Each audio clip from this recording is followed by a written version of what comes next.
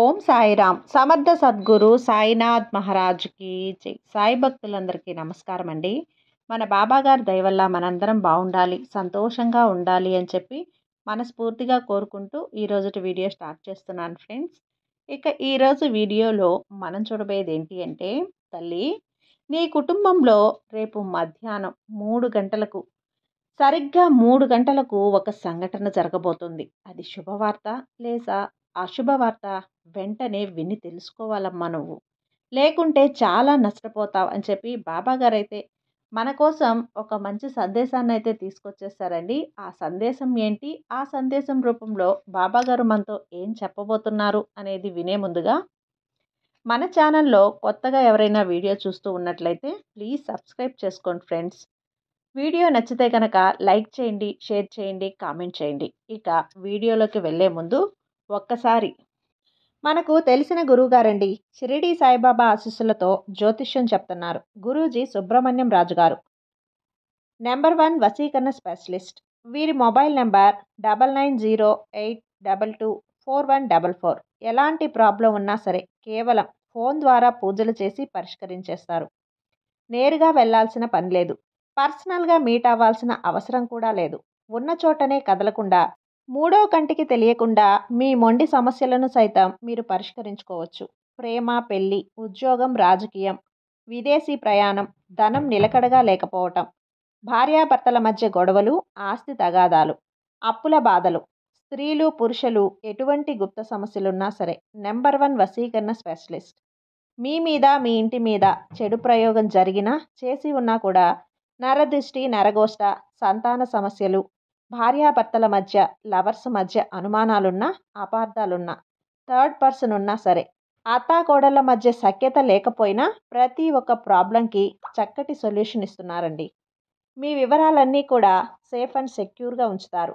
మీకే కాదు, దేశ విదేశాల్లో ఉన్నవారు ఎలాంటి ప్రాబ్లమ్స్నైనా సరే పరిష్కరించుకుంటున్నారు. ఎంతోమంది విదేశాల్లో ఉన్నటువంటి వారు, దిక్కుతోచని పరిస్థితుల్లో అయోమయ స్థితిలో ఉన్నవారు ఇప్పుడు గురువుగారికి కాల్ చేసి వాళ్ళ ప్రాబ్లమ్స్ని సాల్వ్ చేసుకొని ఈరోజు హ్యాపీగా లైఫ్ లీడ్ చేస్తూ చాలా సంతోషంగా ఉన్నారు. కాబట్టే స్క్రీన్ మీద ఉన్నటువంటి నెంబర్కి ఒక్కసారి కాల్ చేయండి. మీ ప్రాబ్లంని గురువుగారితో పంచుకోండి. ఖచ్చితంగా గురువుగారు మీ ప్రాబ్లంకి సొల్యూషన్ చూపిస్తారు. వీడియోలోకి వచ్చేస్తే, తల్లి ఎన్నో రకాలైన కష్టాలతోటి, బాధలతోటి సతమతమైపోతున్న నీ యొక్క మనసుకి ఊరట కలిగించడానికి ఈ రోజున నేను నీ ముందుకు ఈ సందేశాన్ని తీసుకొచ్చాను. నీ మనసుకి చాలా బాధగా అనిపిస్తుంది కదా. ఎంతో సంతోషాలు చూసి, ఎన్నో ఆనందాలను అనుభవించి, ఎన్నో శుభవార్తలు విని చాలా కాలం అయిపోయింది కదా. ఇప్పుడు 4 గోడల మధ్య ఎప్పుడూ కూడా ఒకే రకమైన వాతావరణ పరిస్థితిని చూస్తూ, ఎవరితోనూ ఏం మాట్లాడాలో కూడా అర్థం కాక, ఏం మాట్లాడితే ఎటు నుంచి తలకు చుట్టుకుంటుందో అని చెప్పి ఇంట్లో వారి పరిస్థితులు కూడా కొంచెం గందరగోళ స్థితిలో ఉండడం వల్ల మనసంతా కూడా ఒక రకమైన డిస్టర్బ్గా జరిగిపోతూ ఉంది. చాలా బోర్ అనిపిస్తుంది. అయితే నీ బోర్నంతా కూడా తీర్చేసి ఈరోజు నీవు ఎగిరి గంతేసే విధంగా నీకు ఒక వార్తను అందించడానికే వచ్చాను. ఎందుకంటే గనక నా బిడ్డను ఎప్పుడూ కూడా సస్పెన్స్లో పెట్టడం నాకు ఇష్టం లేదు. కాబట్టి ఎగురు గంతులు వేసే విధంగా అని చెప్పి ఒక చిన్న క్లూని కూడా నీకు ఇచ్చాను. అంటే శుభవార్తే కదా బాబా అని చెప్పి ఆశగా అడుగుతున్నావు కదా నా బంగారు తల్లి. ఈరోజు నీకు ఒక శుభవార్తను వినిపించడానికి నీ ముందుకు నేను వచ్చాను. తల్లి, అలసిన నీ మనసుకి ఊరటను కలిగించే బాధ్యత నాదే కదా. ఎప్పుడూ కూడా బాధలను అనుభవించి, కొంతమంది వ్యక్తుల చేత మాటలు పడి, కొన్నిసార్లు పరిస్థితులకు అనుగుణంగా నీకు ఇష్టం లేకపోయినా కూడా కొన్ని పనులు చేసి, జీవితం అంటే కొంచెం కష్టం నష్టంగా అన్నింటినీ కూడా తెలుసుకొని ఒక రకమైన ప్రక్రియలోకి నీ జీవితం అలా అలా ముందుకు వెళ్ళిపోతూ ఉంది బిడ్డ. ఏది ఏదైనప్పటికీ కూడా జీవితం అంటే అలాగే ఉంటుంది. కొన్ని సంతోషాలు వస్తూ ఉంటాయి, కొన్ని బాధలు వస్తూ ఉంటాయి. అన్ని సంతోషాలే ఉంటే కష్టం వచ్చినప్పుడు మనిషి చాలా భయపడిపోతాడు. అలాగే ఎప్పుడూ కూడా బాధలు, కష్టాలే ఉంటే గనుక మనిషి జీవితం మీద ఒక విరక్తి భావన అనేది ఏర్పడుతుంది. కాబట్టి మీ యొక్క కర్మ ఫలితాలని అనుసరించి కొన్ని కష్టాలను, కొన్ని బాధల్ని, కొన్ని సంతోషాలను, కొన్ని సుఖాలను మీరు అందిస్తూ ఉంటారు. ఇప్పుడు నువ్వు అనుభవిస్తున్న కష్టాల యొక్క ఫలితం కూడా అదే. నీ జీవితంలో నీవు ఏవైతే కర్మలని అనుభవించావో, ఏవైతే బాధల్ని చూసావో, నువ్వు తెలుసో తెలియక ఈ జన్మలో, గత జన్మలో చేసిన పాపకర్మల ఫలితాన్ని అనుభవిస్తూ వచ్చావు. ఏది ఏదైనప్పటికీ కూడాను నీ జీవితంలోకి ఈరోజు నేను సంతోషాన్ని తీసుకొచ్చాను. అలసిన నీ మనసుకి ఒక చల్లటి చిరుగాలి లాంటి ఒక శుభవార్తను తీసుకొచ్చాను. మనిషి జీవితం అనేది ఎప్పుడూ కూడా ఒకేలా ఉంటుంది అని చెప్పి ఏ రోజు కూడా నువ్వు అనుకోకూడదు.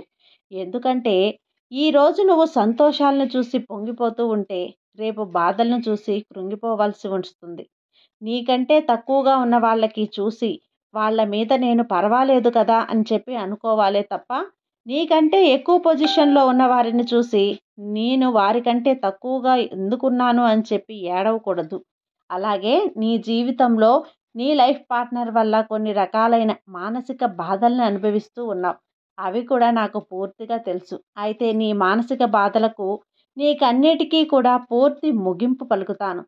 నీ లైఫ్ పార్ట్నర్ నీ జీవితంలో ఒక అద్భుతమైన మార్పుని తీసుకొని వస్తారు. ఏవైతే తన చెడు వ్యసనాలకు బానిసయ్యి నిన్ను మనశ్శాంతి లేకుండా చేస్తున్నాయో వాటిని తన జీవితం నుంచి పూర్తిగా తీసేసి ఒక కడిగిన ముత్యంలాగా తన జీవితాన్ని నీ కోసం మార్చుకోబోతున్నాడు. కాబట్టి దాని గురించి కూడా నువ్వు ఆలోచించవద్దు. కొన్ని రకాలైన అనారోగ్య సమస్యలతోటి నీవు, నీ కన్నబిడ్డలు కూడా అనేక రకాలుగా బాధలు పడుతూ ఉన్నారు. అయితే వాటి వల్ల కూడా నీ మనసు ఈ మధ్య కొంచెం బాధతో ఏదో కోల్పోయినట్లు అనిపిస్తూ ఉంది. కాబట్టి నీ బాధల్ని కూడా తీర్చేసి ఈ రోజుతో నీకు సంతోషాలను అందించడానికి నీ ముందుకి ఈ సందేశాన్ని తీసుకొచ్చాను. ఏది ఏదేమైనప్పటికీ కూడా సరిగ్గా రేపు మధ్యాహ్నం 3 గంటలకు మీ జీవితంలో ఒక సంఘటన అయితే జరగబోతుంది. ఆ సంఘటన కారణంగా నీ జీవితం ఒక మలుపు తిరగబోతుంది. అది శుభవార్త, అశుభవార్త అంటే ఖచ్చితంగా శుభవార్తనే. నేను నీ కోసం తీసుకొని వచ్చాను బిడ్డ. నీ యొక్క శుభవార్త నువ్వు ఎన్నో రోజుల నుండి ఎదురు చూస్తున్నటువంటి శుభవార్త. ఈ వార్త ఎప్పుడైతే నీ చెవిన పడుతుందో ఆ క్షణం నీ యొక్క మనసంతా కూడా ఒక పండగ వాతావరణంలా కనిపిస్తుంది. అలాగే నీ చుట్టూ ఉన్న సమస్యల్ని కూడా ఒక్కసారిగా నిప్పుల్లో పడి కాలిపోయినట్లుగా అనిపిస్తుంది. మనసంతా కూడా ఏదో ఒక కొండ మీద ఒక బరువుని ఏదైతే నీ నెత్తిన పెట్టుకొని ఇన్నాళ్ళు మోసావో ఆ బరువు అంతా కూడా తీసేస్తే మనసు ఎంత ప్రశాంతంగా ఉంటుందో అంత ప్రశాంతంగా ఇప్పుడు నీ మనసు ఉంది. నీ జీవితంలోకి రాబోతుంది. ఏది ఏమైనా కూడా నీ జీవితం అంతా కూడా ఒక శుభవార్తతో ఆనందాలు, ఆరోగ్యాలు అన్నీ కూడా రాబోతున్నాయి. కాబట్టి ఎట్టి పరిస్థితుల్లో కూడా ఈ శుభవార్త అయితే నువ్వు వదులుకోకు. ఈ శుభవార్త వినే ముందు నిన్ను ఒక చిన్న మాట దగ్గర హెచ్చరించాలి అనుకుంటున్నాను. నువ్వు కొంతమంది విషయాలలో ఎందుకు పదే పదే మొహమాట పడుతూ ఉన్నావు? కొన్ని కారణాలు చెప్తూ ఉంటావు. వారి కోసం నేను ఈ విధంగా చేయక తప్పడం లేదు. వారే నా యొక్క వీక్నెస్. వారి యొక్క ఈ పూట పదే పదే వారిని నీకంటే ఎక్కువ స్థాయిలో కూర్చోబెడుతున్నావు. ఎప్పుడైనా కానీ ఒక తండ్రి స్థానంలో ఉండి నేను నీ కొరకు వెళ్ళి మీకు చెప్పే మాట ఏంటంటే ఎప్పుడైనా కానీ నువ్వు విలువనిచ్చుకోవాలి. నిన్ను నువ్వు గౌరవించుకోవాలి. నిన్ను ఏదైనా కానీ పూర్తిగా నెరవేరింది, అది నా వశం అయ్యింది, నా సొంతం అయ్యింది అని అనుకున్న తర్వాతనే అది వేరే వాళ్ళకి వదిలేయడానికి సిద్ధపడాలి. అలా తప్ప నీవు వద్దు కాదు అని చెప్పి నీకు అర్థమైనప్పుడు అది నువ్వు కోరే వారికి ఇవ్వాలనే తప్ప ఎప్పుడూ కూడా నీ యొక్క కోరిక, ఆశను చంపుకొని వేరే వాళ్ళకి మొహమాటానికి కూడా ఇవ్వాల్సిన అవసరం లేదు. ఎవరికో నిజాలు చెప్పావు అని చెప్పి, ఎవరో అబద్ధాలు చెప్పారు అని చెప్పి, ఎక్కడ ఏ నిజాలు, ఏ అబద్ధాలు బయటపడతాయి అని చెప్పి ఎందుకు భయపడుతున్నావు? ఎవరి వల్ల నీకు కన్వీనియంట్ ప్రకారం కొన్ని సార్లు కొన్ని మాటలు చెప్పాల్సి వస్తుంది. అవన్నీ కూడా అబద్ధాలు అంటే ఒక్కొక్కసారి అవ్వచ్చు తల్లి. నీ యొక్క పనులు గడుపుకోవటం కోసం ఒకరికి అన్యాయం చేయకుండా, ఒకరికి మోసం చేయకుండా నువ్వు ఒక అబద్ధం ఆడినంత మాత్రాన ఇది మహాపాపం అయిపోదు అన్న విషయాన్ని గుర్తుంచుకో. కాబట్టి వారు నీ జీవితం గురించి ఏదో ఒక సర్టిఫికేట్ జారీ చేశారు అని చెప్పి భయపడవద్దు. ఒకవేళ నువ్వు ఈరోజు అబద్ధం అయితే గనక గత కొన్ని సంవత్సరాలలో వారు ఎన్ని అబద్ధాలు ఆడి ఉంటారో, ఏ పని నీకు జరిగిందా లేదా అనే మాత్రమే నువ్వు చూసుకో. అయితే రేపు 3 గంటలకు సరిగ్గా 3 గంటలకు నీ యొక్క బిడ్డ జీవితంలో ఒక సంతోషకరమైన వార్త రాబోతుంది. ఇంతకు ఆ వార్త ఏంటి అంటే తన ఇన్ని సంవత్సరాలు పడిన కష్టానికి, బూడిద పడిన బాధలకు ఎదురు చూపులకు ఒక సర్టిఫికేట్ అనేది రాబోతుంది.